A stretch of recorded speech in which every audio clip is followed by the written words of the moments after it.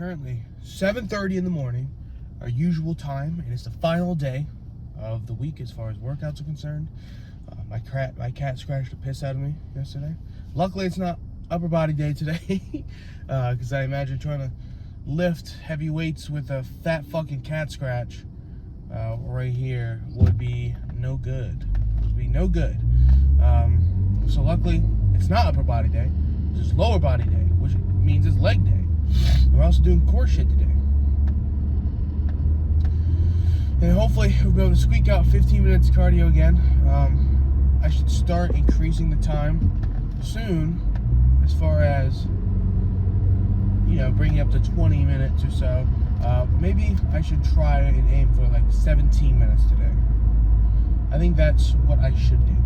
Try to add like a minute or something like that. Something small to where it's just barely uncomfortable, because 15, that's where the top of my tolerance is at the moment.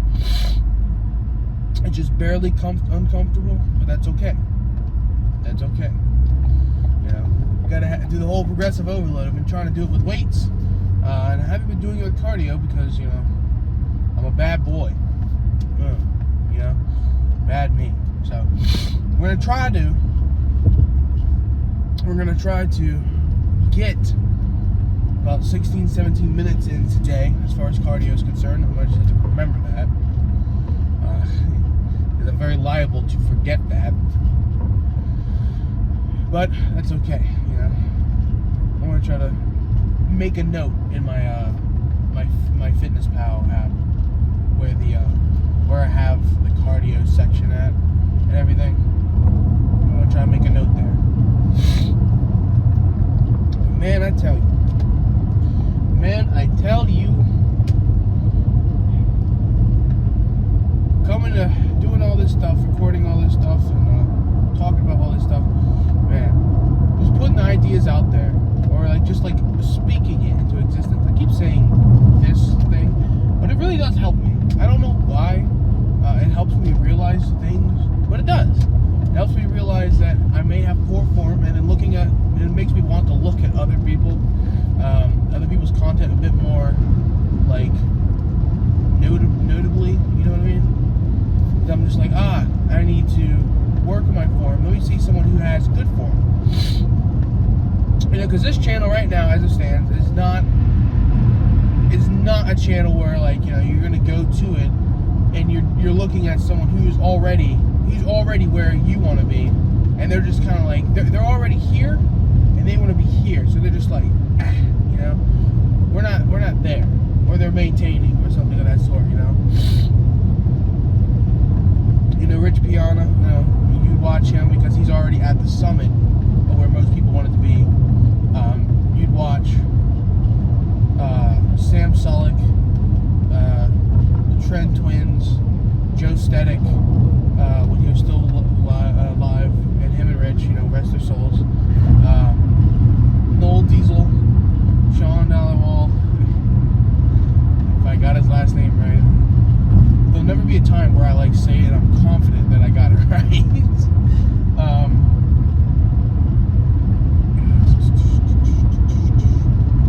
There's a few other Chris Bumstead, old Arnold Schwarzenegger videos, stuff like that. When you watch stuff of those people, you're watching people who are already there, and they're already where they want to be, or they're so damn close to it that the journey's gonna be very far. Don't get me wrong, it's not gonna be easy, but they're starting. It's like a video game, right? I'm starting around level 10 or maybe level 15, and they're already at level 80 or level 90 or level 95, and they want to get to level 99, right? I think that's the best and most apt way I could put that. It's just, we're starting at very different points. So as far as form and stuff like that is concerned, and getting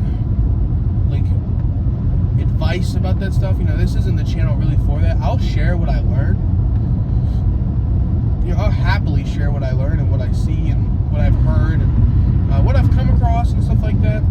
But I really don't have much idea of like what works what better, right? I haven't experimented enough to have a good enough idea like of like the machines and the equipment in the gym for me to be able to say, oh yeah, this piece of equipment works me better than this piece of equipment, this, that, and the other. Like the T-bar row, this is a good example. I believe I've been doing the T-bar row pretty wrong because I'm about 6'3", and when I get on that thing, I don't like having to put my feet on the little platform because like I have to bend my knees so damn much. So I feel like I haven't been hitting my back as much as I should. So I've been able to load more weight onto it, thus giving me the false inflated idea that I'm able to push, or in this case, pull more weight than I would with my back isolated. So it's just one of those things where I'm just kind of like, because I went over to the cable row machine. I do the fucking cable row machine, and then I'm like, wow, each side is only able to pull this much weight for that, for an X amount of reps. So it's just like I'm trying to think like how much that translates to like a T-bar row as far as obviously because like the row is from up here, but it's still working the same muscles, my biceps and my whole back, including it looked like it included my shoulders and traps, like my rear delts and stuff. Still working all those things, and I'm like thinking to myself, I'm like, man, is my form just that bad on the T-bar row to where I'm not getting the full back experience, the full back blasting that I should be getting, or is just a normal row just that much better for you?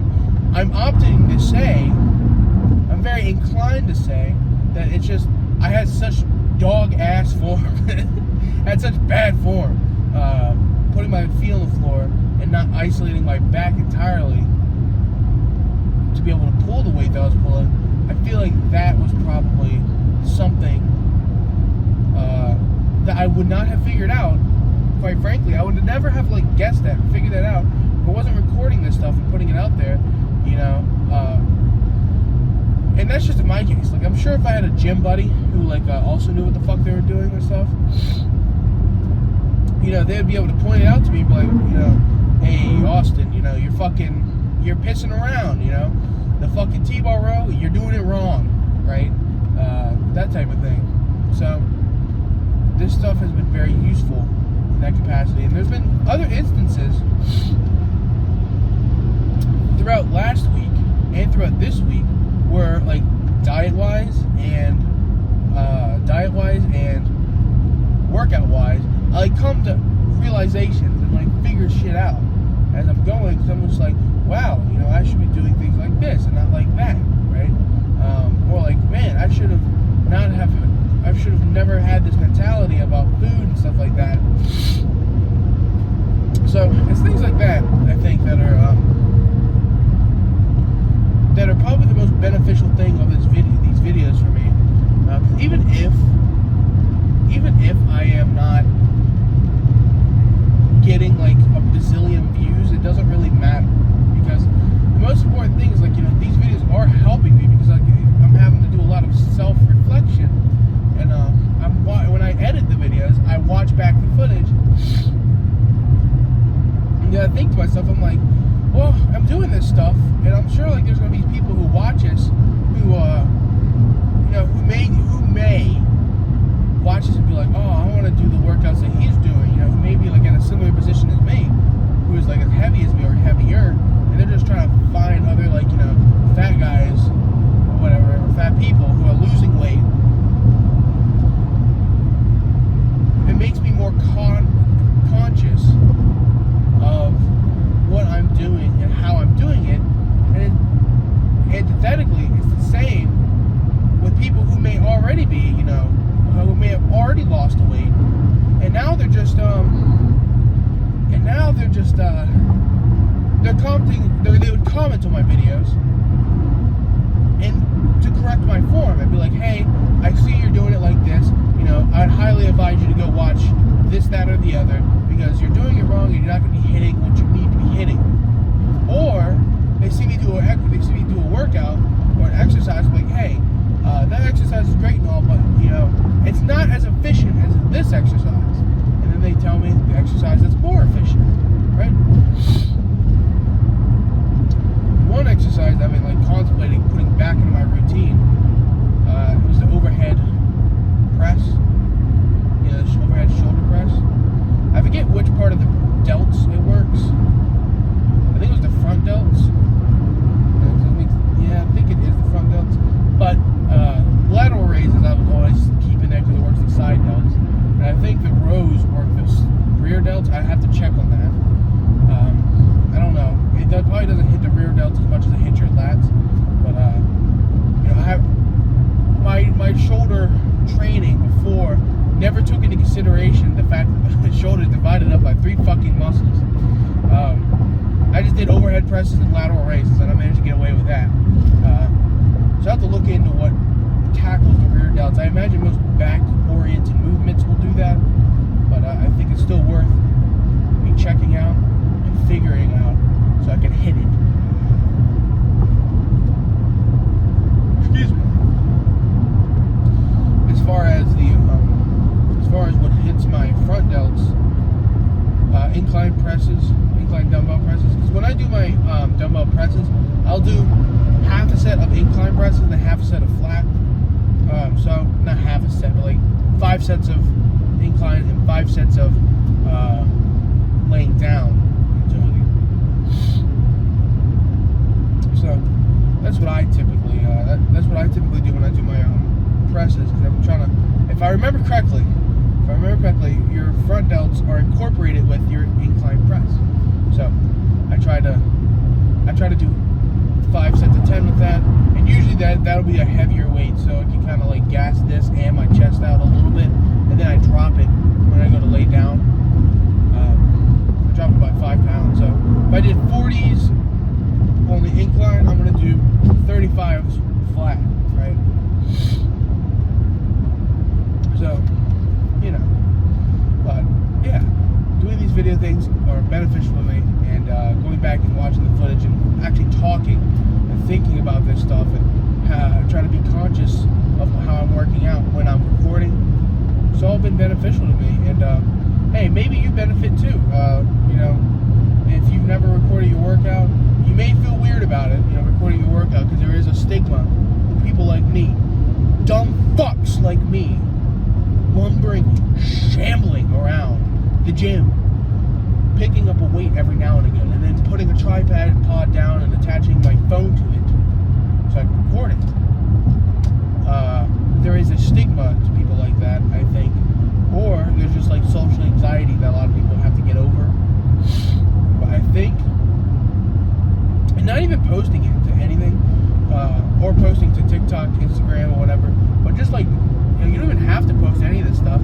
Just having it to review the footage and just see, say you do you're doing 5 sets of 10, or just say in my case I do 10 sets in total for most things. I'm doing 100 reps in total. Let's just say I do 50 reps in total, 5 sets of 10. And when I do that, I'll record that, and then I can sit there, and before I do the next half, I'll watch back what I'm doing, right? That's a good example of not necessarily posting stuff, but using it to help you train. So I think that'll be a good idea for people who may not be recording it for video purposes, but you still benefit from recording it, So anyway, I think it's time we moved on. We've talked plenty. Talk has been done. I've talked. Oh yeah, me talking? Oh yeah.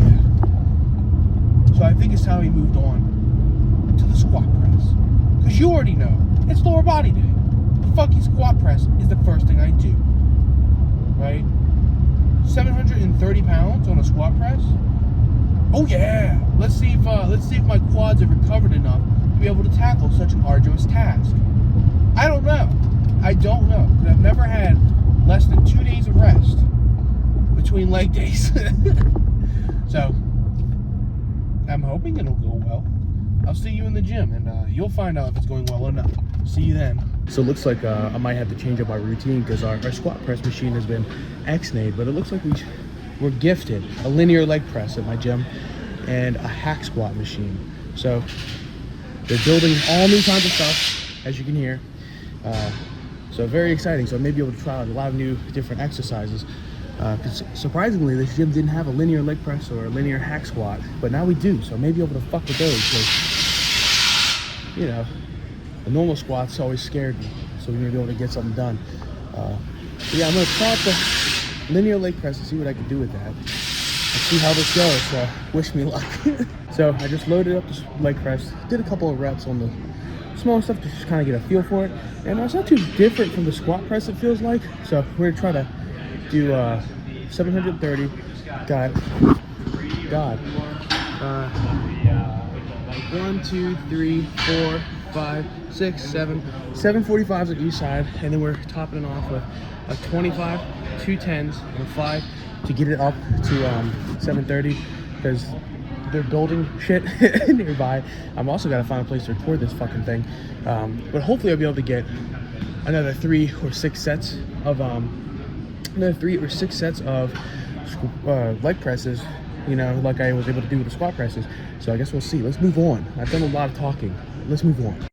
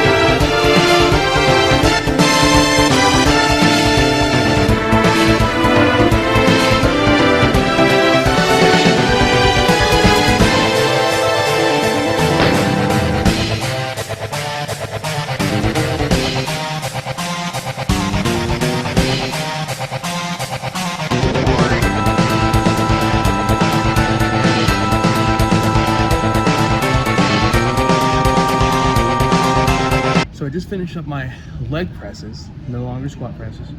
Felt nice, Managed to get the high of 833 pounds at 10 reps, which was very nice. Maybe be able to get more in the future, but for now, that'll be fine.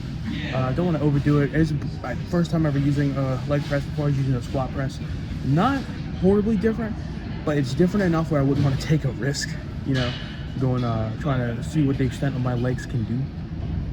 But now we're on the seated calf raise. Going to be going down lower in weight this time because last time we were at 235, and if every time I got to the top of my calves, I felt it wanted to cramp up. So that means I was working my muscles too hard. So I'm going to bring it down just a little bit to where it's still uncomfortable, but it'll work well. So it's about 200, 210. Took about 20, 30-ish pounds off.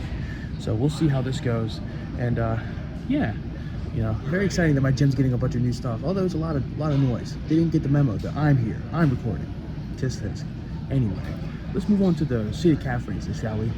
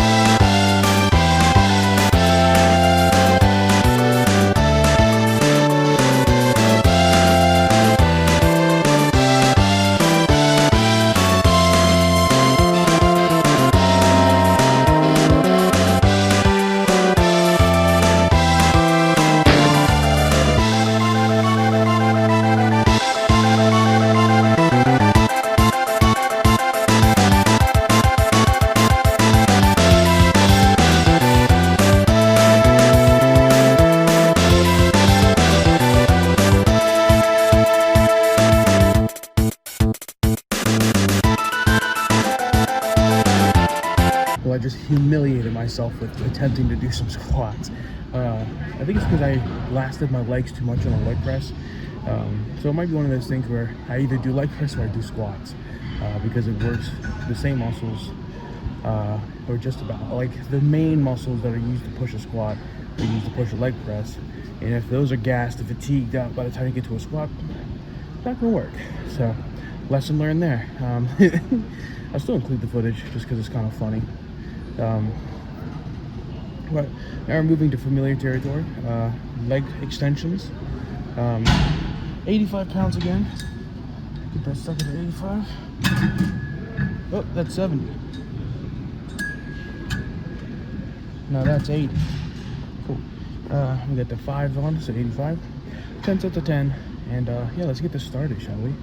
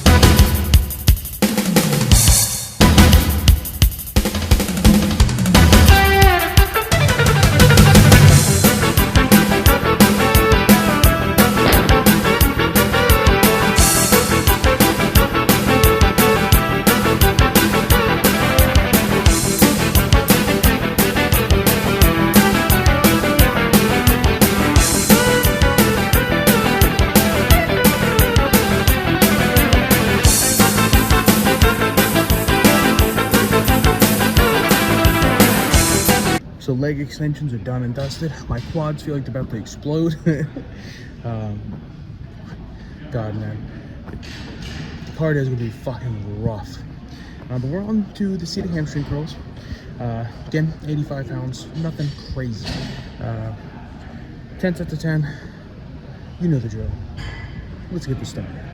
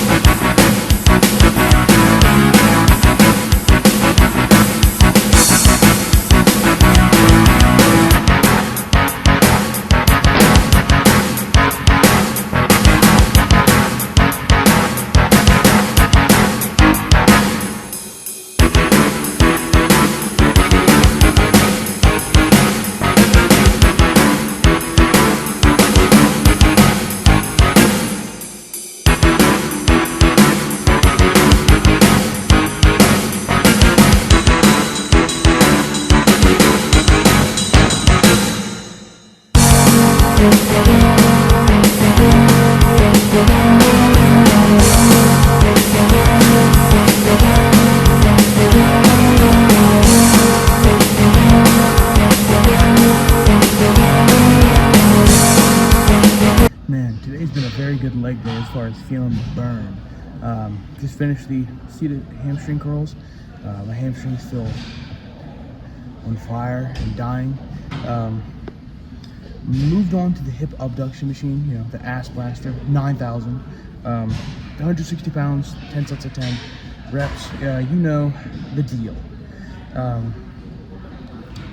Interested to see how this is gonna go because my butt cheeks already are kind of not feeling great. So it may get worse. It may get significantly worse as far as doing this whole thing is concerned. I think doing the hack squats and I don't know if the leg press really did anything in my butt, but the hack squats I do remember kind of activating the glutes a little. So we'll see if that impairs my hip abduction. So let's get this started.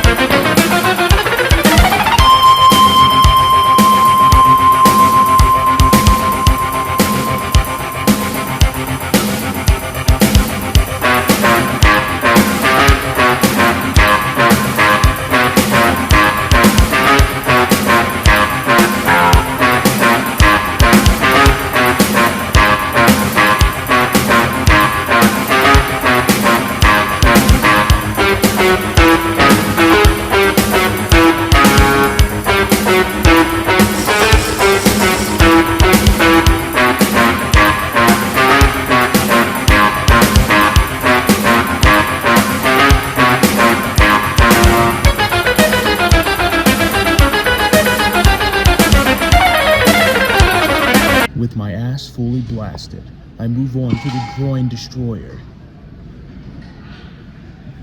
It's a good way to put it, the groin.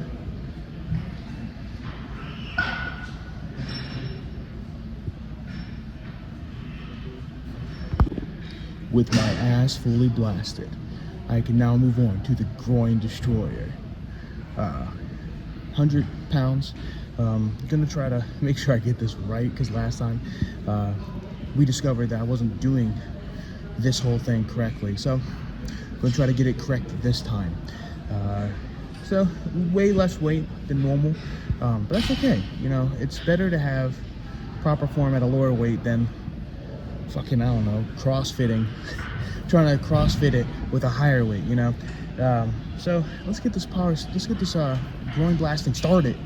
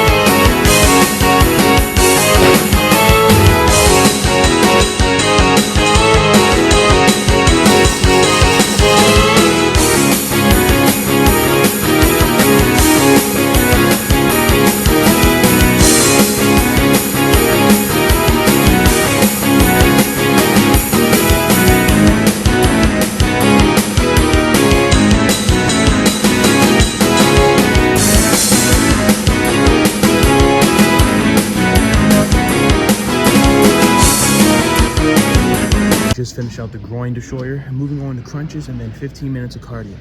As per usual, won't be recording either of these. Just gonna be seeing you guys in the car.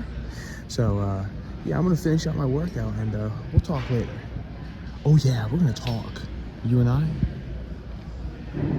I need something. We have something to talk about. You understand me?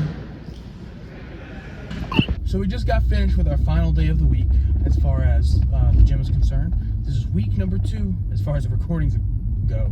Week number 2 done and dusted. I had, this is probably about my month and a half mark or so ish back in the gym. But to you guys, it's just week 2. So, man, my gym's getting new equipment. But glad to know that my mighty membership dollars are going somewhere, right? Somewhere back to us. They got all new shit. They got one section which I'll probably never use. It's called an e-gym. It looks like it's mostly meant for elderly to like upper middle age-ish people.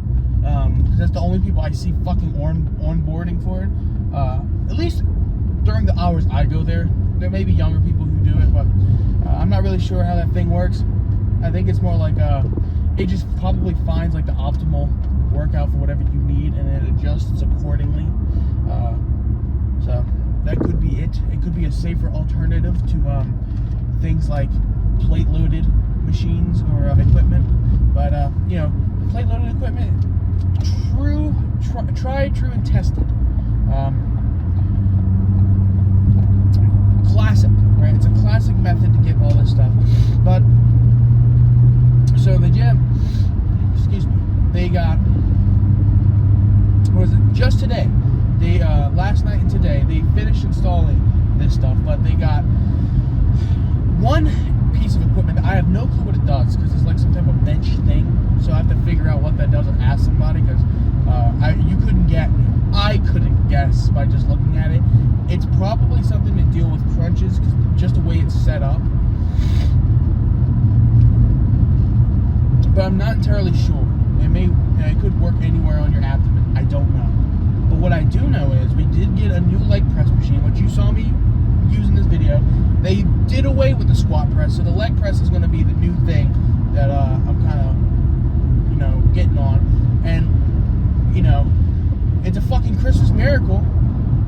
These are hammer strength leg presses and everything else. So it fucking shows you the starting resistance. So in the leg press, the starting resistance is 103 pounds.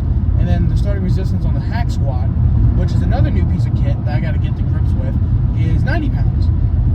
The other things that they have, what is it? They had it's like an upwards row thing that you bring down that's plate loaded. And then the chest thing, the ISO wide chest. I'm butchering it, but when I actually go to do it, I'll mention it in the video what it is, because just then I just like fucking mauled the name. I don't even know what it is, but it's like you start here and then you push out and it's plate loaded. Most of you guys who are watching this, or anyone who has any kind of gym competency with these types of equipment, will know exactly what the fuck I'm talking about. It works your biceps. I think it also said triceps, but it's mostly chest. So that should be a fun thing to put into an upper body day.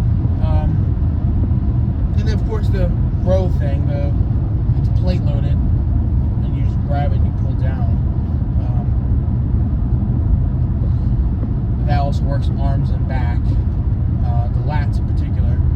So that brings me to my next point, which my next point is, also you can see the cut fully that my cat had given me, came off in the shower. Managed to survive my leg day. Hopefully he'll be better or well enough by the time Monday rolls around that it's not going to be an issue as far as like lifting, free weights and this, that, and the other, because I don't want that to come off and then this to get scratched on the dumbbell and then I have to this, that, and the other. Like I'd have to wipe it down with the wipes, and the wipes are alcohol based, and then I get it, and then I'm going to be feeling the burn in my hand too. But so the next point I wanted to get to was the fact that I am going to try to diversify some of my workouts. So week 1 and week 2 were it's pretty much the same workouts. However, I'm feeling it's going to be beneficial if I were to go ahead and do it where I have day 1 upper body and a day 2 upper body and have them as separate like type of entities, right? Or there will be similarities between the two, right? They're still going to be working the same muscles, but I feel like doing different movements would probably be very ideal, right?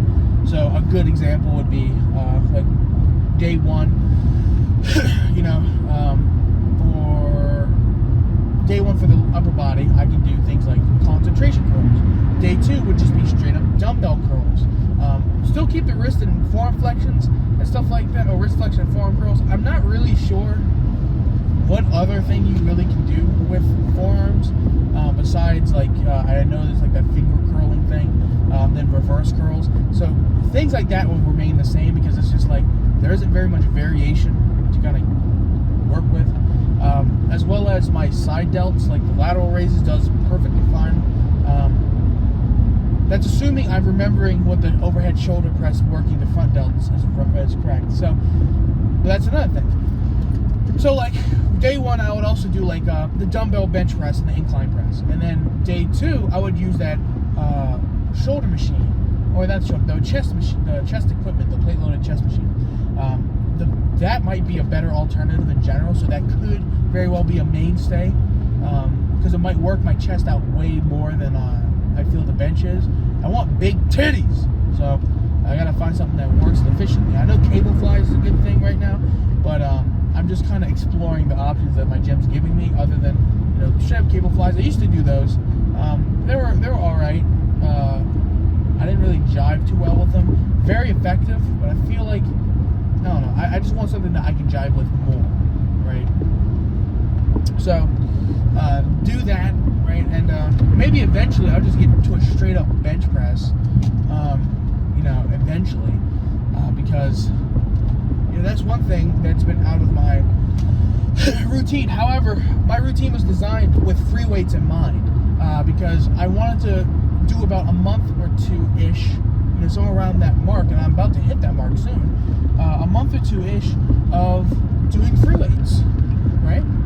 Just getting used to just working with dumbbells exclusively, doing all the movements that dumbbells allow before I got onto the machines, the plate loaded machines, and the normal like rack weight machines, and bench presses and etc. So I feel like the little chest machine will be nice. Maybe get back into bench pressing because I used to do it before. Never really got super high on that. So I think now would be the time to kind of like fuck with it. Same thing with leg day, right? I feel like, you know, one day I do a leg press, and then the next day, or the next leg day would be squat, hack squat, right? Because when I tried to do the hack squat today, that was after blasting my fucking hamstring and quads on the leg press. You know, that thing was fucking wild. And, you know, went up to 833 pounds, starting resistance being 103, and 730 pounds in plates. So 833 pounds. And I managed to do 10 reps today, which I was very, very shocked and happy about. Managed to get 10 reps of 833 leg press. I was pretty over the moon about that. Because I was expecting to get like 5 or 6, and I also wasn't expecting the leg press to be so similar to what the squat press felt like. I mean, the angle is a little bit different, and so was like the rest, right? The rest is a little bit different, so it did feel a hair different, but it was similar enough to where it wasn't the worst thing in the world. The squat press was just working like my hammies, my quads, and may have worked a little bit of my ass muscles, but the leg press just looks like it's just doing hams and quads. So after having blasted my thighs efficiently and effectively on the leg press, the hack squat was really difficult, as you saw. I could hardly do it, even on like a even on light weights, right? And I just felt it probably wasn't worth doing today because I still had to do the leg extensions and the seated hamstring curls.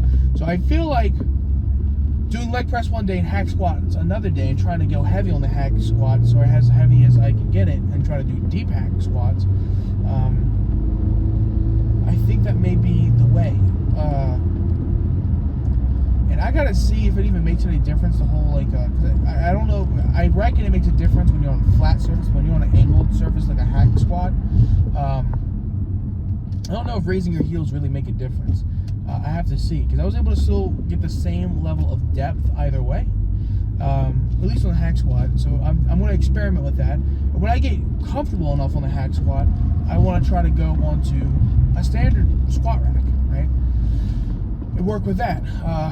Try to work my, because I felt it in my lower back too, doing the hack squats. My extenders were getting worked, and they've been kind of neglected, mostly out of fear of the squats and doing those things. So definitely incorporating and mixing things up day one and day two, not to the point where I'm changing a fucking exercise every fucking day, It's like one day I'm doing this, and the next day I'm doing that, and the next day I'm doing that, and then this, that, and the other. Where I'm just cycling through the fucking full range of different exercises you can do to work a specific muscle. I'm not going to do that.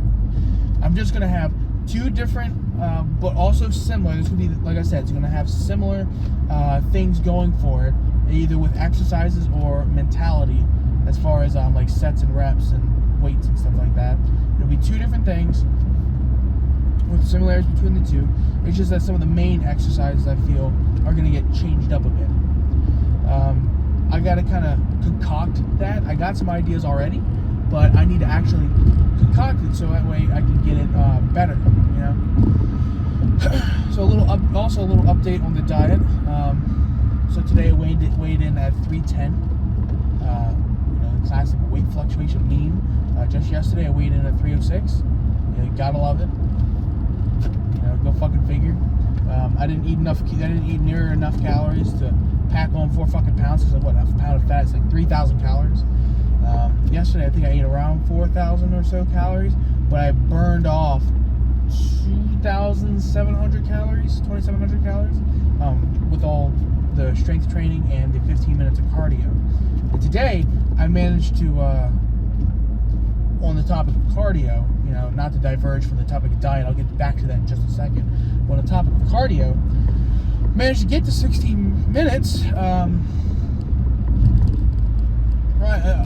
Managed to get to 16 minutes. I did a minute at first. I managed to get to a minute, and then I was like, oh shit, I gotta do 15 minutes. So I had to reset the machine thing. Just get an extra 15 minutes on that. Managed to do it at a 2.5 mile per hour walk at a 9-degree angle, and then I eventually increased it to a 4 mile per hour walk at the same angle of 9 degree angle. I managed to do that for about the last 3 minutes. So, that's good. And I didn't have too much issue with it. My breathing was fine, and that was something I was a little worried about, but my breathing was pretty fine. I managed to keep it stabilized and everything, and we were all good. The leg press made my breathing a little heavy, but that's because I was pushing so much heavy weight. So, but back onto the diet. I managed to eat 4,000 calories yesterday with 4,000-ish calories. I have to look at it. The most would have been at 4,500 with 2,700 calories burned, which puts me at, 20? So if I was at 4,500, 2,200 calories, right? 2,200 calories consumed, which is 200 calories off the mark of where MyFitnessPal says I should be, which is fine because, like I said, I like to give at least 100 or 200 calorie buffer for a margin of error on my part from inadequately measuring or just straight up not measuring what I'm eating, because I get a good ballpark, but none of the numbers are going to be exact. They can be more or less, so that's why I like to give it a little bit of a buffer just in case it's more. I need to do better about actually measuring everything out properly in grams to prevent myself from needing to give myself a buffer, because I'll know exactly what I got my macros will be exactly where they need to be. So yesterday I had a pretty good split with my macros as well. I think I had 42% carbs, 31% protein, and then it was, fuck, what was it? It was like 20 something for 20 something for fat. My math may be off here because I'm not remembering it. I'm having a fat brain fart. I remember the carbs being carbs not being where they should have been, and as a result, the percentage of the fat was higher. My protein intake was still 31%. That and the carbs are the two numbers I remember. So let me just brain blast here.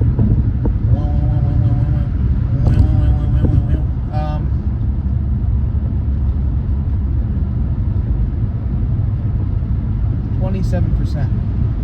That was embarrassing how long that took me. 27%. Because if I took the 2% off of the 40, it'd be 40. You had 33%, and then 27% afterwards. Yeah. So 27% fat, 31% protein, and 42% carbs. Jesus, almost lost it. So yeah, as far as the macros concerned, great. Fiber, same thing. Got 60 grams of fiber in me. Probably should lower the amount of because what I've been doing is eating kidney beans. Varies like a lot because I have a lot of kidney beans in the house. So I've been eating a lot of kidney beans, and I make it taste a little bit kind of chili-ish, where I add like a tomato paste and kind of make a tomato sauce, and add the according seasoning. To try to make it more palatable than just straight up beans, and the amount of calories from the tomato paste isn't really a big deal, and it gives me some vitamin C too. Why not? That incorporated with some oranges. The one thing I will say that I ate yesterday that was kind of a no-no was, and mind you, by the time I ate this, my macros were pretty good, and I was able to give a little bit of leeway for something a little junky. My girlfriend wanted to stop by Taco Bell because we watched Review Brah,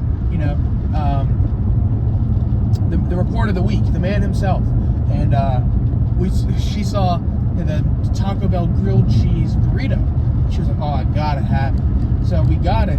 She doesn't like spicy food, so it ended up being spicy. So she just kind of lumbered through chewing on it, and then we eventually she gave up. By the time she wanted to use me as a human garbage disposal, as girlfriends do. But couldn't swing it calorie-wise, so I had to deny her. Because I had two grilled cheese chicken burritos, which they're 690 calories a piece. The macros on them, obviously, it's a fucking Taco Bell item, so they're not going to be amazing. However, like I said, my macros are already set up to where I was able... I put it in my fitness pal before I ate it, to see how things are going. And that, I think there's a very important, hack for us fat asses. If you aren't sure, and this may be common sense to a lot of other people who are already in, the whole weight loss, fat loss thing, but for people who are, starting out, this may not have been something that ever occurred to you. And this is me included. If you're not sure if you can swing something calorie-wise, or more importantly, because you can kind of guess calorie-wise, but more importantly, macro-wise, if you do not think you can swing it macro-wise, fucking put it in the MyFitnessPal app before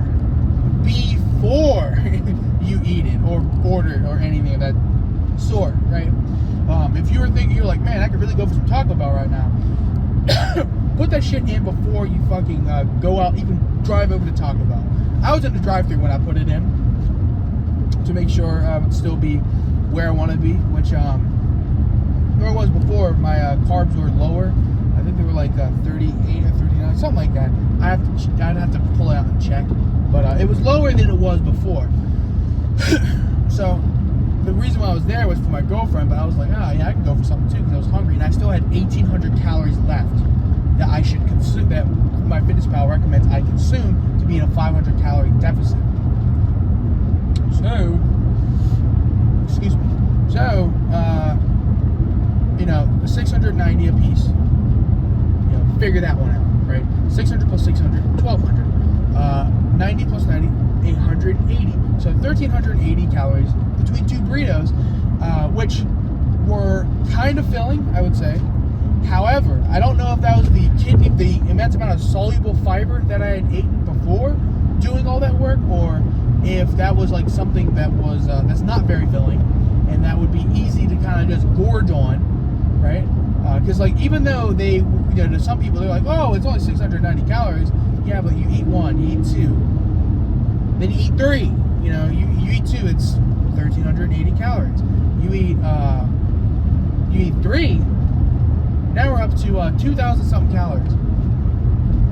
2,070 calories. So it adds up fucking quick.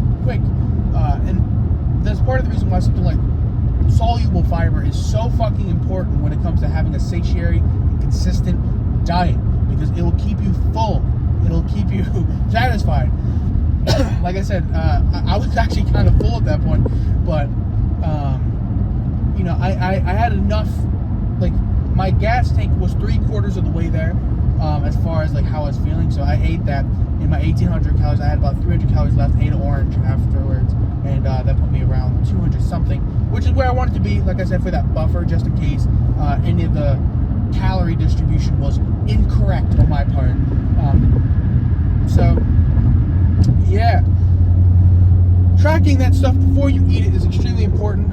Tracking sauces before, tracking sodas if you drink sodas, tracking I like Starbucks drinks. Track it. Boba tea, right? I like boba tea, and my girlfriend really likes boba tea, so we go get boba tea often. Track that. Like a fucking I tracked in the 16-ounce boba tea that I would get, which is a honeydew milk tea with tapioca bubbles. That shit is like 400 and something calories at the amount of ounces it's at, which is 16 ounces. 16 ounces of. No, I think it's 12 ounces. My bad. I think it's 12 ounces of liquid, and you add the tapioca pearls. It goes up to 400 something calories. 440, I think 450 is the one I get from the place that I get it at. And this is another instance where I'm talking about the whole leaving a buffer, because I don't know if it's more or less calories, right? Because it's when you go out and you do something like that, especially if it's a local place, you're kind of in a position where it's really fucking hard to track what you're putting in your body, because the stuff on MyFitnessPal is kind of a guesstimate from like popular chains, right? And unless someone's created something from that particular local restaurant that you're going to, or a local boba tea house, you're not gonna fucking know. So that's one of the reasons why I keep a buffer in case I go out and grab something like that. So I think that's also important for a lot of you other people. Put your calories in first before you consume them. If you're thinking about getting something that you aren't sure if you can swing it, so put your calories in the MyFitnessPal and let that dictate. Let the calories and the macros dictate whether or not you should have it. Also the micronutrients. Do not forget about the micronutrients. Because if you're getting too much saturated fat, maybe don't go order that thing, even if it is kind of low in calories. Saturated fat is fine in moderation within a reasonable amount of grams, but when you go past that, it's no good.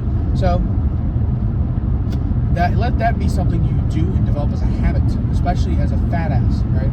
Us fatties, we got to make sure we do that type of stuff, because it's very easy to get off track. And if you just if you see how many calories you be putting in your body by doing it beforehand, and if you see the amount of macro and micronutrients that you're getting from this item, which may be satisfactory or unsatisfactory depending on what the item may be, or something as simple as getting a fucking banana, right? A banana, the general consensus is that a banana is good for you because it has potassium and stuff like that.